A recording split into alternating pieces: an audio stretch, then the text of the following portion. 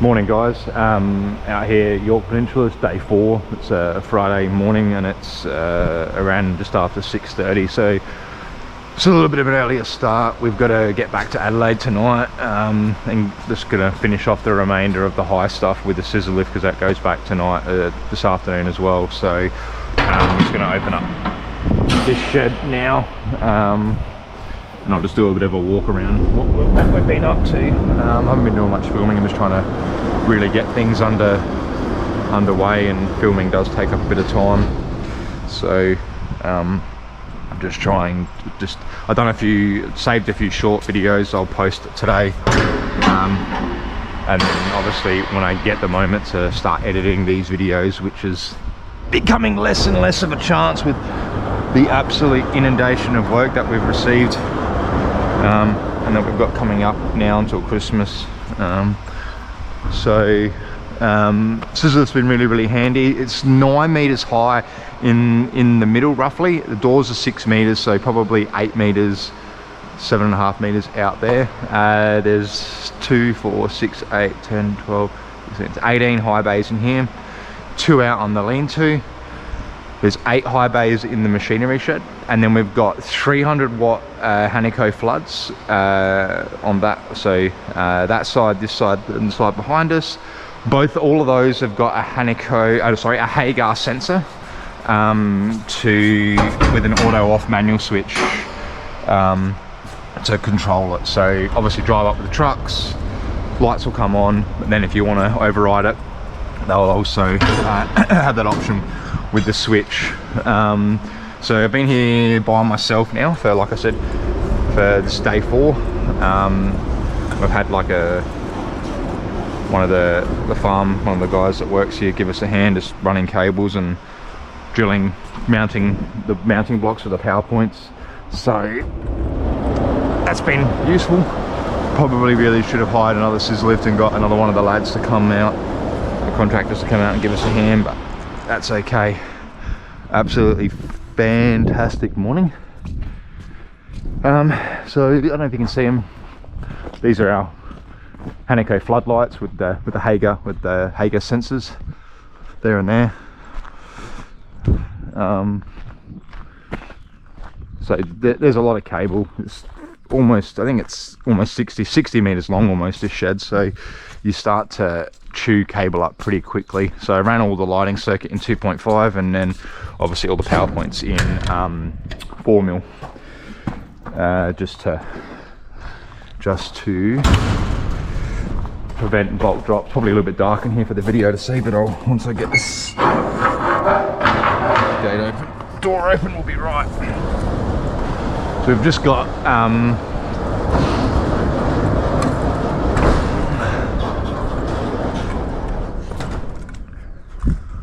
just got to do terminations on both these ends, connect this sensor in and run power from that power point up, across, and then all the way to the end to mount a power point on that other beam. So I'm not sure if I'll go internally and then up and across. We'll have to figure that out when we get to it. But today his job is to really push hard to get all the stuff up high done, and then once that's all done, then we can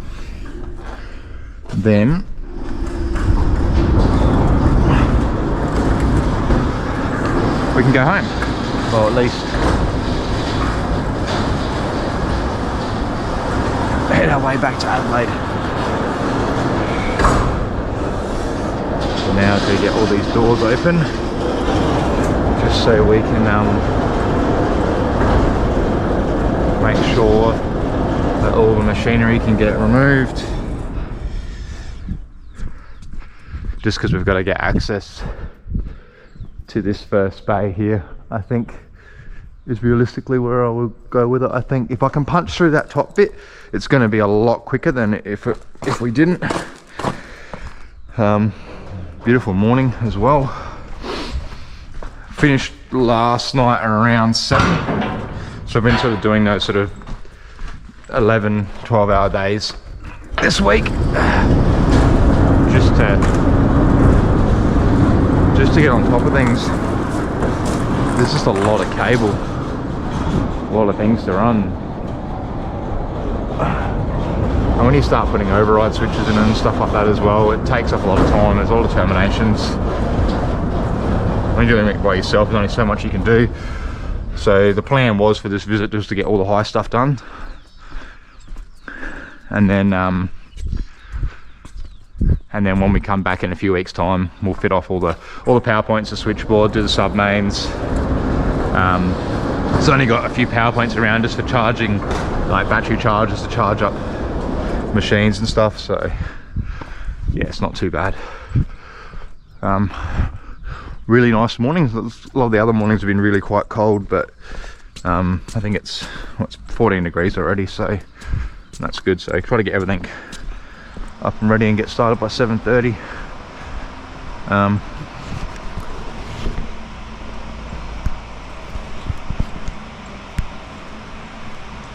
Just want to say a big thank you too if you are watching the channel. It is appreciated. We've got so many things coming up, which is going to be some really good content if I can find the time to film it. The sizzler's brand new too, I should point out, by the way. So we're going to run all our conduit work down this here, and then there's a switchboard going on the other side. So that will be handy. So we've also got to put a power point here for the pump for the rainwater tank too. Just trying to get this camera perfect. What else? We are now, I think, completely booked out until Christmas, and I've got that sinking feeling of the overwhelming amount of work that we've got happening at the moment. So gotta get conduit. Oh, I've got conduit down there already, that's good. Just gonna tidy up this bit and tidy up that over there. All this stuff can probably get pulled back if it wants to be. Oh, that's right. Takes about 15 minutes in the morning just to open everything up, really, doesn't it? So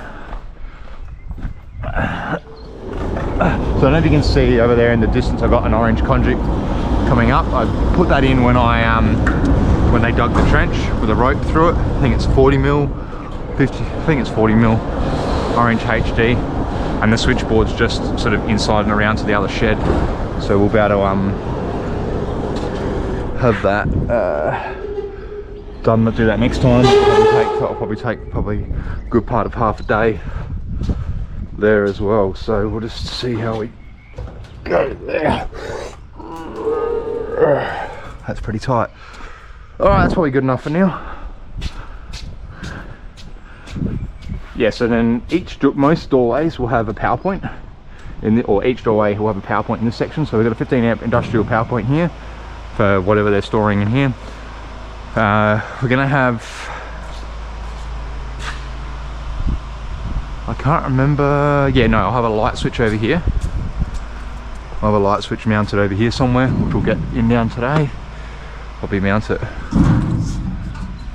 up here or probably in here somewhere. I haven't really figured that out yet. We'll get that down and in. Get these conduits in today. I'll just a couple more minutes and then I'll end the video for now and then film some more. I'll still on some bits and pieces, but all of these high bays have got the microwave sensors in them. So when you walk in, it's going to be dung dung dung dung coming on. You've got a remote to override them, and you've got a manualized switch as well. What have we got here? Lighting. So we've got to put a provision for another one. The customer wants another high bay and sensor. We've got to finish this off. That will come down there to a switch, and that will also control the 2 floodlights that shine out that way with the auto off manual switch as well. 15 amp power point there, 15 amp power point there, 15 amp power point there, and then we've also got a switch going in here as well to manualize the 300 watt LED flood up there, the Hager ones. So that's going to be located. So I've got the got it down to here. I'll probably just mount it on the side up here, out the way. These are also all controlled via remote as well. Hager have a remote that you can control it all with, so then that sort of gives them the versatility of both having a manualized switch to turn it off, to have it on permanently, to have it on auto, to do its sensing function, and then also with the remote you can adjust and settings and stuff like that. Obviously being quite high up, about 6 meters to the sensor height, but that's the only place you can put it because these doors run the entire length of the shed at 6 meters high. You have no other choice, unfortunately. So we're going to get into it.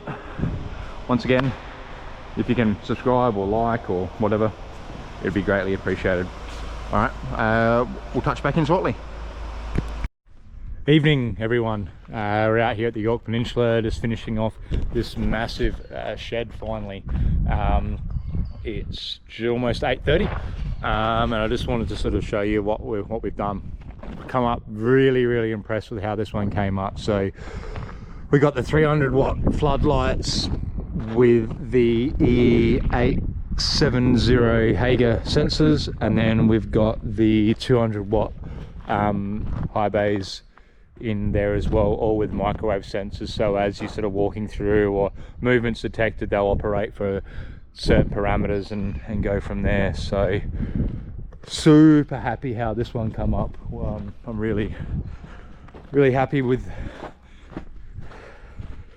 this job. All industrial 15 amp power points installed throughout the shed as well. This is the cool feature, if I can get it to to work, or if they've turned off since I've been in here last. But so as soon as you walk in, you got lights coming on. Really good detection range on these as well, which is something that the client really did specify that they wanted as they drove into the shed with their machinery, that they could actually have lights come on without having to sort of, I guess, get out and turn switches and stuff on. So there's multiple controllers, you can set different features, sensitivity, time on, lux settings. There's like about 30 different settings that you can actually pick. So this shed was basically completed all by myself. It's 2,500 square meters. And it's just it is the biggest shed I've ever wired, so just super happy to have the opportunity to be able to do that as well. So yeah, I've got, obviously there's two parts to this video. Obviously the first part was a little bit of the first fixing, probably only sort of 10 or 15 minutes worth of video, just due to the fact that I was super busy that day. But all in all, absolute cranker of a job. So all right, I'll take a few more snaps and we'll touch back in with this. Thanks for watching, guys. And this is the other side.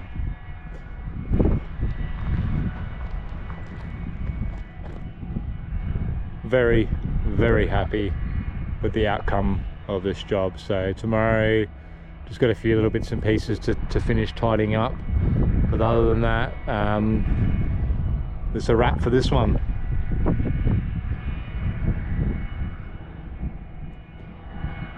What a day, what a beautiful way to finish this day.